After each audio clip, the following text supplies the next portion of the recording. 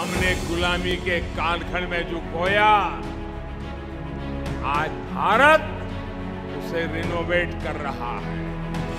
अपने गौरव की, अपने वैभव की पुनर्स्थापना हो रही है।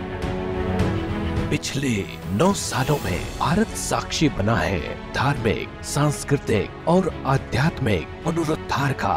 भारत साक्षी बना है पर्यटन क्षेत्र में हो रही क्रांतिकारी प्रगति का।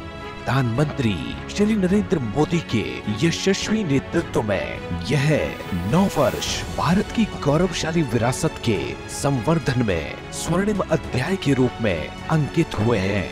धर्म और अध्यात्म के केंद्र बिंदु भारत में कई महत्वपूर्ण धार्मिक स्थानों की पुनर्स्थापना हुई। विभिन्न धार्मिक सर्किट और कॉरिडोर के निर्माण से भारत का पुरातन वैभव पुनर्स्थापित हुआ। वहीं धार्मिक पर्यटन में भी भारी वृद्धि हुई, जिससे रोजगार सृजन हुआ और देश की अर्थव्यवस्था को मजबूती मिली। आज राम भक्तों का भव्य श्री राम मंदिर के निर्माण का स्वप्न पूरा हो रहा है।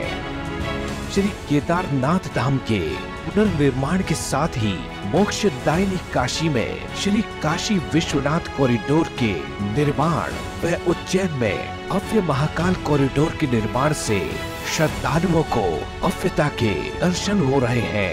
रामायण सर्किट के माध्यम से रामायण से जुड़े स्थानों और बौद्ध सर्किट के माध्यम से बौद्ध धर्म के प्रमुख धार्मिक स्थलों को विकसित किया जा रहा है।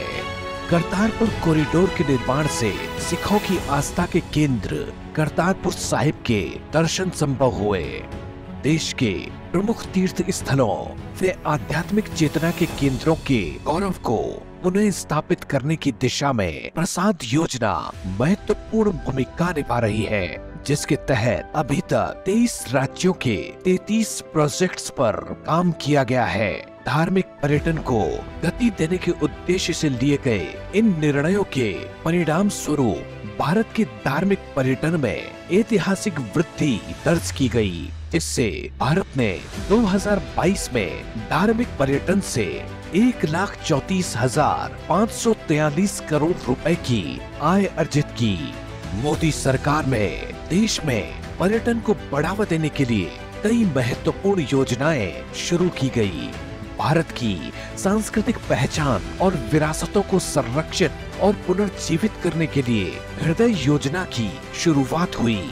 साथ ही थीम बेस्ड टूरिज्म को बढ़ावा देने के लिए स्वदेश दर्शन योजना के तहत 50 पर्यटन स्थलों को विशेष अभियान चलाकर विकसित किया जा रहा है। सभी के सहयोग से देश की विरासतों को संरक्षित किया जा सके, इसके लिए एडॉप्ट हेरिटेज अपनी धरोहर अपनी पहचान परियोजना की शुरुआत की गई। इस परियोजना के तहत सार्वजनिक क्षेत्र और निजी क्षेत्र की कंपनियों, ट्रस्टों, गैर सरकारी संगठनों के लोगों को स्मारक मित्र बनने के लिए प्रेरित किया गया। साथ ही आदर्श स्मारक योजना के तहत 100 स्मारकों को विकसित किया जा रहा है।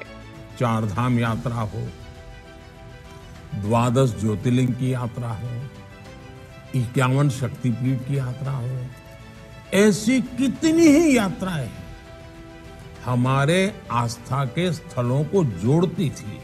यात्राओं की इस पुरातन परंपरा के बावजूद दुर्भाग्य ये रहा कि इन स्थानों पर समय के अनुकूल सुविधाएं बढ़ाने पर ध्यान नहीं दिया गया। इन स्थानों की राजनीतिक उपेक्षा ने देश का बहुत नुकसान किया। अब आज का भारत इस स्थिति को बदल रहा है। पर्यटन के क्षेत्रों में बेहतर कनेक्टिविटी का विकास हो, इसके लिए हवाई सेवाओं के विस्तार के साथ ही स्पेशल ट्रेनें, वंदे भारत ट्रेनों और रोपवे परियोजनाओं की शुरुआत की गई। पूरे विश्व का ध्यान भारत की ओर आकर्षित हुआ जब भारत में विश्व के सबसे लंबे रिवर क्रूज MV गंगा विलास की यात्रा की शुरुआत हुई। मोदी सरकार में क्रूज टूरिज्म के क्षेत्र में भी भारत ने नए कीर्तिमान स्थापित किए हैं। साथ ही भारत में हेल्थ एंड वेलनेस और रूरल टूरिज्म को बढ़ावा दिया जा रहा है।